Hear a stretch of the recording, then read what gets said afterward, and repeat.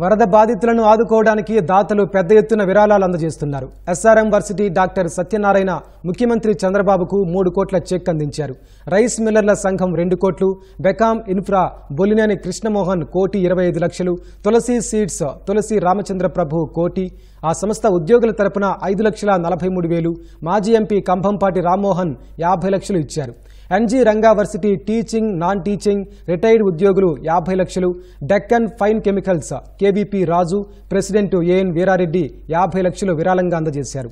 Saptagiri Grameena bank chairman ASN Prasad 32,49,000, SRKR engineering and Prasad constructions Prasad Raju 25 లక్షలు, తణుకు మాజీ MLA YT రాజా కుమారుడు ఎలమర్తి అవినాష్ 20 లక్షలు, జయలక్ష్మి ఫెర్టిలైజర్స్ 20 లక్షలు, సిరి seeds executive director Arimilli Vivekananda 10 లక్షలు, చండూరి మధుసూదన్ రావు 10 లక్షలు అందజేశారు.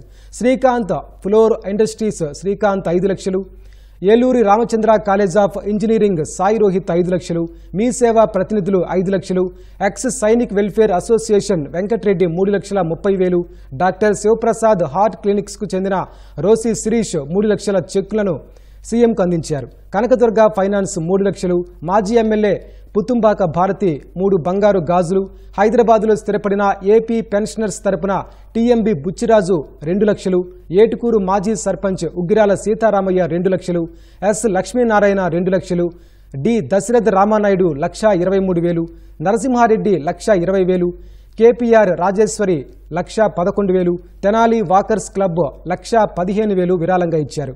Razole Ramakrishna and school childrens, Nalanda school 1,00,000, Guntur జిల్లా ల్యాబ్ ఎక్స్రే ఓనర్స్ అసోసియేషన్ సహా మరికొందరు కలిసి 1,00,000, బాలక్ సాయికృష్ణ 50,000 విరాళం ఇచ్చారు.